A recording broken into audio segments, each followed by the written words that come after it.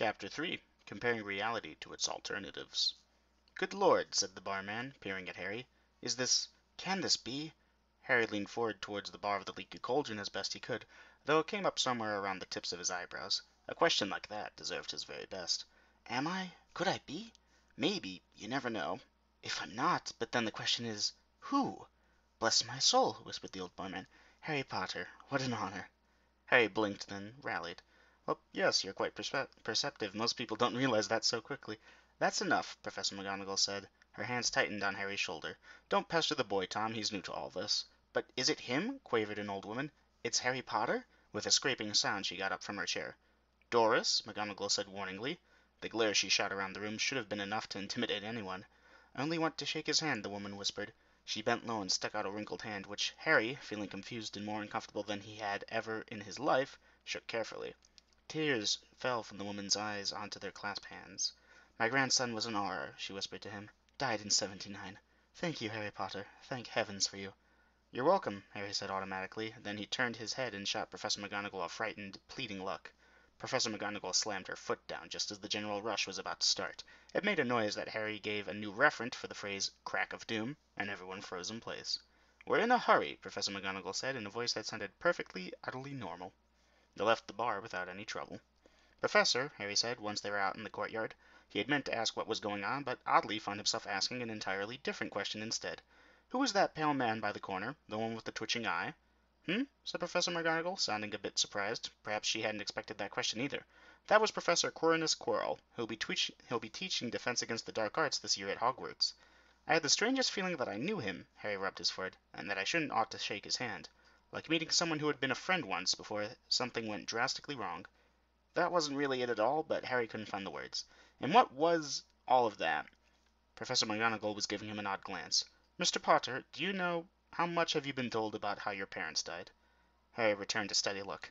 "My parents are alive and well, and they always refuse to talk about how my genetic parents died, from which I infer it wasn't good." "An admirable loyalty," said Professor McGonagall. Her voice went low. "Though it hurts a little to hear you say it like that. Lily and James were friends of mine." Harry looked away, suddenly ashamed.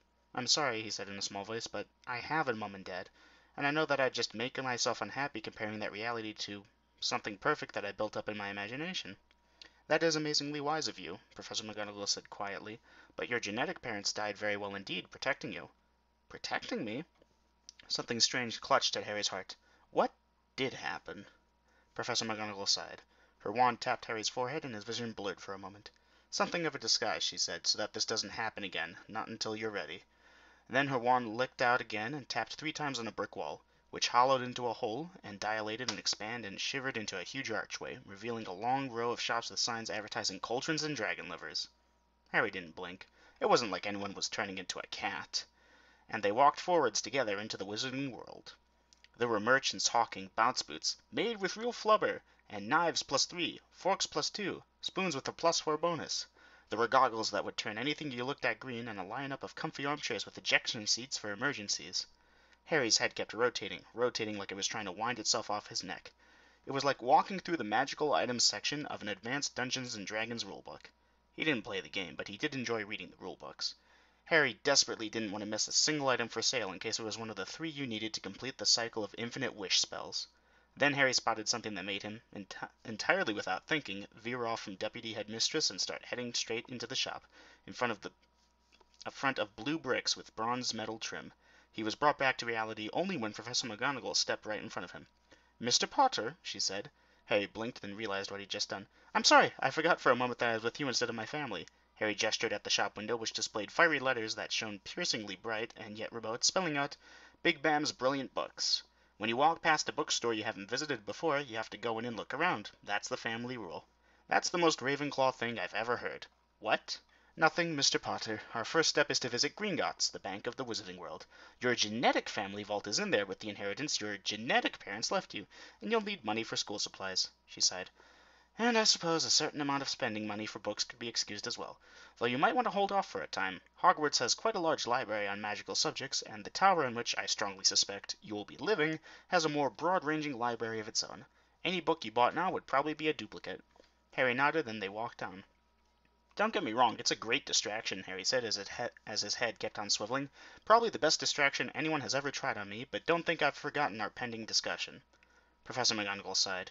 Your parents, or your mother at any rate, may well have been wise not to tell you. So you wish that I could continue in blissful ignorance? There is a certain flaw in that plan, Professor McGonagall. I suppose it would be rather pointless, the witch said tightly, when anyone on the street could tell you the story. Very well. And she told him of he who must not be named, the Dark Lord Voldemort. Voldemort, Harry whispered. It should have been funny, but it wasn't.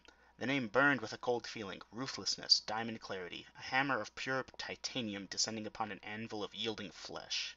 A chill swept over Harry even as he pronounced the word, and he resolved then and there to use safer terms like you-know-who.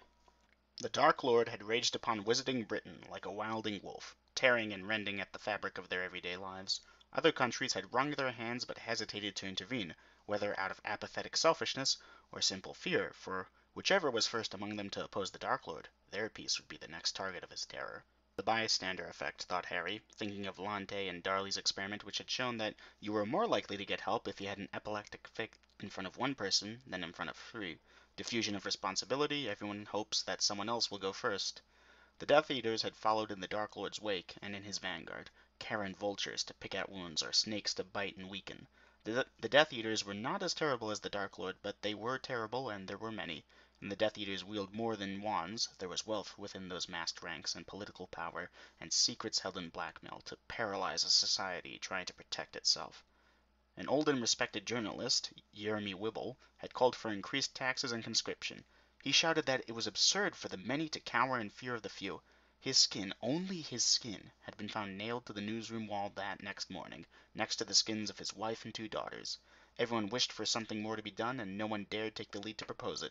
Whoever stood out the most became the next example, until the names of James and Lily Potter rose to the top of that list. And those 2 might have died with their wands in their hands and not regretted their choices, for they were heroes, but for that they had an infant child, their son, Harry Potter. Tears were coming into Harry's eyes. He wiped them away in anger, or maybe desperation. I didn't know these people, not really. They're not my parents now. It would be pointless to feel so sad for them. When Harry was done sobbing into the witch's robes, he looked up and felt a little bit better to see tears in Professor McGonagall's eyes as well. So what happened? Harry said, his voice trembling. The Dark Lord came to Godric's Hollow, Professor McGonagall said in a whisper. You should have been hidden, but you were betrayed. The Dark Lord killed James, and he killed Lily, and he came in the end to you, to your cot. He cast the killing curse at you, and that was where it ended. The killing curse is formed of pure hate and strikes directly at the soul, severing it from the body. It cannot be blocked, and whomever it strikes, they die. But you survived. You are the only person ever to survive. The killing curse rebounded and struck the Dark Lord, leaving only the burnt husk of his body and a scar upon your forehead. That was the end of the terror, and we were free. That, Harry Potter, is why people want to see the scar on your forehead and why they want to shake your hand. The storm of weeping that had washed through Harry had used up all his tears. He could not cry again. He was done. And somewhere in the back of his mind was a small, small note of confusion, a sense of something wrong about that story, and it should have been a part of Harry's art to notice that tiny note, but he was distracted. For it is a sad rule that whenever you are most in need of your art as a rationalist, that is when you are most likely to forget it. Harry detached himself from Professor McGonagall's side. I'll have to think about this, he said, trying to keep his voice under control. He stared at his shoes. You can go ahead and call them my parents if you want. You don't have to say genetic parents or anything. I guess there's no reason why I can't have 2 mothers and 2 fathers. There was no sound from Professor McGonagall, and they walked together in silence until they came before a great white building with vast brown doors and carven words above saying, Gringotts Bank.